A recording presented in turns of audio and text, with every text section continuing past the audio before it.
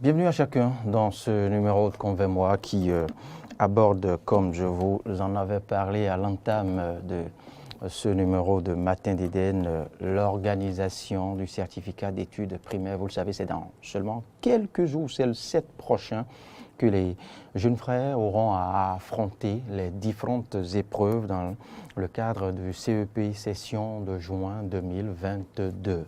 Mais comment devront-ils s'y prendre? Comment devront-ils se comporter? Et au-delà des candidats, comment les chefs d'établissement, les chefs centres, comment les parents d'élèves s'organisent-ils afin d'assurer une bonne condition de composition à leurs enfants, aux candidats? Autant de questions que nous aurons à poser au directeur Euseb Pativor. Il est, vous le savez, enseignant à la retraite. Il est consultant en éducation. Avec lui, nous aurons à apprendre, à nous rappeler les bons réflexes à développer en tant que candidat, en tant que parent, en tant que chef d'établissement et au-delà, bien évidemment. Directeur Pativor, bonjour. Loris, bonjour. Bienvenue. Le bonheur d'être avec les amis auditeurs et même lauréats. Moi, je ne les appelle plus candidats, c'est des lauréats. Ah oui. Et j'ai confiance en eux. Ah oui, par anticipation. Mais c'est du positif, en somme. Oui, votre approche est très positive. Alors, directeur, je l'ai dit, c'est seulement dans quelques petits jours. Il n'y a que ce week-end qui nous sépare du CEP. Un week-end festif encore. Ah oui. La Pentecôte. Alors, directeur, que doivent savoir ces différents acteurs impliqués dans l'organisation de cet examen, le CEP 2022? Merci. Je pense que la première des choses, c'est la conscience. Si de septembre à mai, on les a apprêtés, c'est qu'ils ont la conscience. Et ils doivent se dire ce que nous voulons faire à partir du 7, comme devoir écrit, c'est l'habituel devoir écrit. Donc ils n'ont qu'à avoir la conscience. Ils n'ont qu'à avoir la confiance en eux, la sérénité. Et maintenant, un peu de concentration. N'en demeure pas moins qu'ils soient dégagés, déstressés. Et quand vous évoquez la concentration et quand on se rappelle la précocité des enfants en classe de CM2 maintenant, ça laisse à craindre un peu, c'est vrai. Aux âmes bien que la nées, concentration n'est pas l'exercice le plus aisé pour les apprenants de ce niveau. Mais c'est très important. Et si au cours de cet échange, vous pouvez aussi leur souffler de petits exercices ou des réflexes à avoir pour rester concentrés, focus sur ce qu'ils ont à faire, ça les aiderait. Non, en matière de concentration, je pense que s'ils se disent « je suis venu pour réussir à un exercice banal que je fais tous les jours », je pense que la concentration sera de mise. Pour éviter d'être éparpillé, c'est que je vais demander, permets-moi d'aller directement aux parents. Oui. Que les parents déstressent les enfants. Mais en quoi faisant? Leur rôle, c'est que déjà, j'ai dit, c'est un week-end festif. Ah oui. Contrôler leur alimentation le samedi, le dimanche. Les éloigner des lieux de culte. Je précise. Les éloigner, vous dites? Je dis bien, les éloigner des lieux de culte. C'est pas maintenant qu'il faut les y amener surtout? Non, je dis non. Quitte à leur permettre d'aborder les épreuves avec l'onction. Ils peuvent le faire, mais les candidats aujourd'hui ont besoin des égrégores positifs. Je ne dis pas que ce n'est pas positif ce qui se passe là-bas, mais aujourd'hui, le candidat doit être dans la trame « je veux travailler ». Et travailler, c'est prier. Mais ne les gardez pas. Je veux faire une piscinette aux femmes. Ce n'est pas aujourd'hui qu'il faudrait la faire belle, ce lauréat-là. Je ne veux plus parler de candidats à traîner dans les salles de coiffure. Non. Tailler leurs cheveux et parfois, cette tresse les perturbe sérieusement le jour de composition, les empêche de dormir. Parce qu'on en voit avec les plus jeunes à la maison. Hein. Voilà. Donc, vous les rendez très jolies, mais elles pleurent tout le temps. En tout cas, déstresser les enfants, ne les minorisez pas, ils sont déjà matures. Parce que le dernier candidat, je pense, le plus jeune, a 8 ou 9 ans. Je ne vous arrête pas. Non. Tout à l'heure, vous évoquez, vous demandez aux parents de garder les enfants plus ou moins loin des lieux de culte ces derniers jours. Je tiens à préciser que c'est pour éviter tout amalgame. Sinon, on dira après que le directeur est allé contre les différentes... Non, vous le dites parce qu'il y a certains parents qui profitent de ces derniers jours pour soumettre les enfants à une sorte de retraite. Et l'enfant ne dort plus à la maison. Non, Et c'est justement ce que vous évoquez. C'est ça, c'est ça, Oui. c'est ça. Et l'enfant est soumis aux moustiques, dort peut-être sur des nattes. Pour un enfant qui n'avait jamais l'habitude de dormir à même le sol, voyez-vous. Donc, ce sont ces détails-là que vous évoquez de manière insidieuse. Merci beaucoup. Merci beaucoup. Alors, le travail est prière, je disais. Donc, si l'enfant est habitué à travailler, la prière doit être une activité permanente le long du travail. C'est comme la motivation le long de l'exercice d'apprentissage, d'enseignement-apprentissage. Donc, ce n'est pas la peine de les confiner dans les lieux, de leur préparer de bics, de les empêcher de dormir. Non, il faudrait qu'ils dorment. Les soumettre aux prières de combat, les prières de combat de nuit. Le combat est terminé. C'est la réussite qui est là. Où l'enfant ne dort pas du tout ces derniers jours. Non. Donc, c'est pourquoi je parle aux parents. Il faudrait qu'ils assurent la santé. J'aimerais bien commencer par eux. La santé de l'enfant. Le samedi, le dimanche, un repas habituel à l'enfant. Un repas habituel à l'enfant. Lui permettre de dormir 8 heures. De se distraire. Pourquoi le samedi, le dimanche, le parent ne peut pas sortir avec son enfant, aller découvrir le centre des examens, la salle, la table de composition. Vous voyez? Et le sécuriser. Ça, c'est le rôle du parent. Et comme j'ai l'habitude de le dire, ce n'est pas ce jour-là qu'on va lui donner du shawarma, du quoi. Non. Certains le font c'est toujours pour faire plaisir à l'enfant. Non, pas de plaisir à ce moment donné. Il a besoin d'être seul. Et les parents les amènent à 6h30 dans le centre d'examen, leur donnent l'argent, le minimum d'argent, et ils se retournent. Ce n'est pas la peine d'attendre devant le centre. Parce que quand l'enfant se... Il y a des mamans qui n'y arrivent pas. Hein. Non, je sais qu'elles sont plus candidats que les candidats. Il y a des mamans qui n'y arrivent pas, directeur, vous savez bien. Oui, et c'est elles beaucoup qui prient. C'est pourquoi je dis, et on n'a qu'à éloigner les candidats. Elles abandonnent même l'étalage, elles abandonnent tout ce qu'elles font. Et même quand on ferme le centre de composition, elles sont assises dehors au portail. C'est difficile pour elles, au fait. Non. Surtout les mamans. Elles se disent, plus proches comme ça, c'est qu'elles apportent peut-être... Quand l'enfant sait que le parent est dehors, il est stressé. Je dis, vous voyez les enfants, quand ils ne nous voient pas, ils se débrouillent. Ah ouais. C'est un monde qui sait s'adapter à l'absence des parents. Donc c'est pourquoi ils demandent aux parents, votre rôle s'arrête, a commencé depuis septembre, ça s'arrête au niveau du portail. Vous l'accompagnez et soyez positifs. Oui, mais ces enfants n'ont pas tous la même maturité.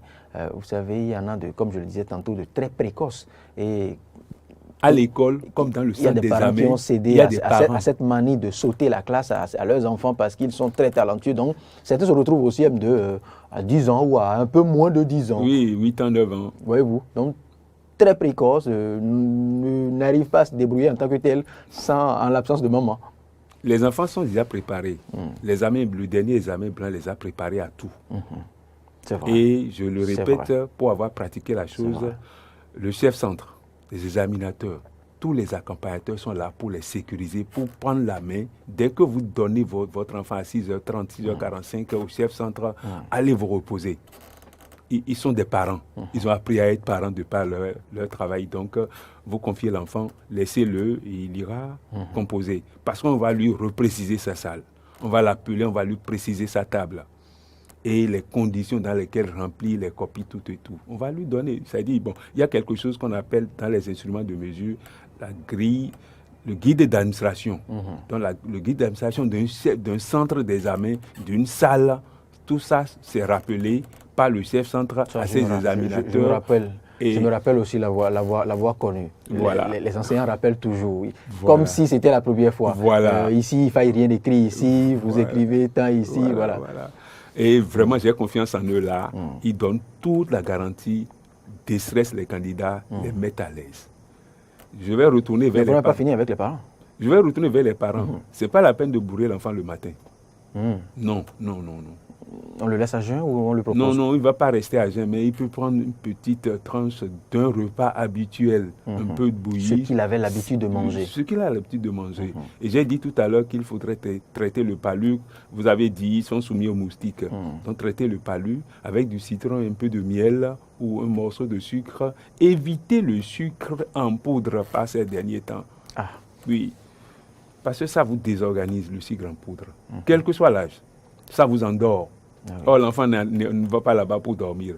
Donc, un peu d'eau citronnée, un morceau de sucre ou une cuillerée de miel, bien fait chose à la, un morceau de pain, ou bien d'un repas habituel, sans trop d'huile. Vous mettez toujours l'accent sur ce détail. Un repas habituel. Ce que l'enfant avait l'habitude de manger. Et non jouer aux parents nantis ou aux parents généreux. Non. Donc, l'enfant va, vous prenez ça avec lui, vous échangez avec lui, vous lui dites qu'il est champion pendant ce repas-là. Et à 6h30, vous l'embrassez, ramène-moi le CEP. C'est tout. Je suis sûr, cet accompagnement-là s'arrête à 6h30, 6h45. Vous lui faites comprendre que vous ne doutez pas de lui. De ses compétences. C'est tout. Que c'est une sorte de formalité. Voilà. Je peux revenir à midi, lui donner un repas habituel et le soir pour venir le prendre. Parce que je ne peux pas dire aux parents de rester absents du 7 jusqu'au 10, la fin. Non. Certaines mamans le font avec aise. Non, je vais dire d'avoir confiance. Ce sevrage-là, il est positif en ce moment-là. Alors, ça c'est depuis la maison. Arrivé dans le centre, permettez-moi de rappeler, nous sommes en temps de pluie. Qu'on prévoit un parapluie, un ZEM bien aguerri, si on n'a pas de véhicule ou bien de moto pour faire chose là, qu'il aille déposer l'enfant. Et je vais demander aux parents que ce ZEM-là a un téléphone. J'ai déjà déposé votre enfant. L'enfant parle, vous l'entendez et vous savez qu'il est dans le centre et il est parti. Si vous ne pouvez pas venir, ce n'est pas régalien, mais ce que je dis, mais c'est une manière de prévenir si c'est un ZEM. Parce qu'on sait pas, il y a toujours des brebis galeuses qui perdent les enfants. Donc si déjà la veille, ce ZEM qui doit emmener l'enfant, le parent connaît le centre, la salle et la table, je pense que quand l'enfant descend, il va directement dans sa salle. Donc ceci dit, dans le centre, j'ai dit que le candidat a besoin de confiance, de conscience et de concentration. Les 3 C du candidat. Confiance et concentration. Ce jour-là. Et c'est bien donné par le chef centre et les examinateurs. Maintenant, en partant de la maison, j'ai déjà dit que l'enfant doit vite dormir. Il doit prévoir sa carte d'identité, 2 bics usagés, pas de bics neufs. Ah oui? Ah oui, 2 bics usagés, pas de bics neufs. Pourquoi usagés, directeur? Oui, parce que les bics neufs, parfois la mine ne peuvent lâcher. Peuvent lâcher, peuvent mettre du temps à démarrer. C'est toujours pas précaution, au fait. Pas précaution. Une boîte de mathématical qu'on appelle vrai dessinateur. Masque de protection, cache-nez. On ne sait jamais. Mais il me semble que avec Covid, dans les centres et avec les gels... Enfin, c'était fourni. C'était fourni. Avant, c'était fourni. Je ne sais pas ce qui se fera cette année. Ce qui se fera, c'est pourquoi je dis, non qu'à prévoir un. Oui. C'est à 3 pour 250 aujourd'hui. Donc, par rapport au masque, est-ce qu'il ne faudra pas souffler non seulement aux parents, aux enseignants et aux enfants aussi, de se les enlever de temps à autre? Parce qu'il y a des enfants qui se sentent vite étouffés. Étouffés, oui. Pas seulement des enfants, même des adultes qui ne supportent pas d'être sous masque confinés sur une longue période. Donc je me dis, pour les enfants, on peut le leur permettre, à défaut d'y rester de 8h à 12h. De manière permanente. S'ils ne supportent pas, ils peuvent se l'enlever quelques minutes, prendre de l'air, prendre un bol d'air, respirer, peut-être replacer. Je pense, parce que ça étouffe certains. C'est bien, ça étouffe. Et même des adultes, comme tu l'as dit, je pense que ça peut se dire, pourvu que ça ne pète pas des secondes. Donc, rapidement, on souffle un peu, on ramène ça au nez, histoire aussi d'oublier un peu la copie. Ça déstresse aussi. C'est vrai. Donc, je dis, 2 crayons à papier bien taillés, une gomme, une boîte de crayons de couleur, le cahier de choix, parce que nous parlons du CEP, c'est le cas d'études primaires, le cahier de choix. Et je pense que les maîtres de la classe, le parent aurait jeté un coup d'œil pour voir s'il n'y a pas de faute, pour des tests courts. J'avais déjà dit que les candidats se couchent tôt, parce qu'il n'est pas rare de voir des candidats qui le matin là, c'est pourquoi la raison évoquée plus loin, je l'ai dit, commence pas à dormir, pas être fatigué, bâiller, non. S'il dort à 20h, Il se couche, il se réveille à 5 heures, il se lave. Je pense que le corps est assez aguerri pour supporter de 8 heures à midi. Encore qu'il y a des entrates entre les 3 épreuves de la matinée. Justement. Donc, j'ai dit que les examinateurs leur auraient tout dit. Pour rester avec eux, après la première épreuve, la deuxième, je pense que c'est après la deuxième épreuve qu'on leur permet d'aller à la récréation. Oui. De grâce, donner aux enfants parents ce qu'il leur faut pour acheter le petit pain, le petit pâté un peu bouilli, qu'ils mangent vite, se lavent les mains et qu'ils reviennent dans la salle. Qu'ils reviennent rapidement. Qui sont très précautionneux et qui préparent déjà quelque chose depuis la maison. Ce n'est pas exclu. Laisse une petite glacière ou un petit bol aux enfants. Ce n'est pas exclu, ce n'est pas exclu. L'enfant prend ça rapidement, se lave les mains et revient. Et ici, maintenant, il ne s'agit pas de prendre la matière qui vient, ce n'est pas l'apprentissage. Moi, je conseille toujours à mes candidats de ne même pas aller dans le centre d'examen avec un cahier. Ah oui? C'est le temps de la restitution. Si l'enfant, on lui a donné une technique d'apprentissage, c'est ce qu'il a donné à sa mémoire qui va lui revenir. Et d'ailleurs, les épreuves dans l'approche par compétence sont composées de 3 choses. Le support ou situation d'évaluation, la tâche et le test et les consignes. Et il est démontré qu'à partir de la tâche, je questionne et le support, il y a tous les éléments connus et inconnus qui puissent m'aider à répondre aux consignes. Donc, tout en voyageant dans les 3 éléments-là, je retourne à mon cahier qui est l'ordinateur qui me renvoie tout. Et j'ai confiance que cet exercice-là a été fait en classe avec les apprenants de la maternelle jusqu'au CM2. Donc, je ne vois pas pourquoi l'enfant se serait... Le seul facteur qui puisse perturber l'enfant, c'est sa santé. Oui. Et le fait qu'on l'aurait soumis à des régimes qui l'ont éloigné du cahier, non. S'il est habitué à des exercices seuls, vérifier, je pense que c'est ces choses-là. Donc, je reste toujours avec les candidats quand ils prennent leurs épreuves. Sinon, s'ils prennent leur copie, l'entête, et dit pas le chef-centre et l'examinateur. Le nom, le centre, le numéro du temps, on les oriente. Donc, il n'y a pas de problème. La composition de, il écrit. Maintenant, il prend son épreuve. La partie à ne rien mettre, qu'il respecte aussi. Tout Parce est donné. Il y a de petites cases. Je ne sais plus. Pour les anonymats. Oui, voilà. Oui. Ils n'ont rien à écrire. C'est dit, j'ai confiance en nos examinateurs, ils le disent. Ça fait partie du guide d'administration. Justement. Voilà. Maintenant, candidat, je prends mon épreuve. Je me concentre un peu sur ce là. Je procède à 3 lectures silencieuses. Je reviens à la situation d'évaluation. Je la relis. Je relis ma tâche. Et de la tâche, j'en viens à la consigne. Numéro 1, numéro 2, numéro 3. Je vois les relations qui sont entre eux et je prends mon brouillon. J'attaque la première consigne. Qu'est-ce qu'elle me demande de faire à partir de la tâche et quels sont les éléments dans la situation d'évaluation qui me permettent de répondre naturellement sans faire recours au cahier. Je fais ça, je mets ça au brouillon.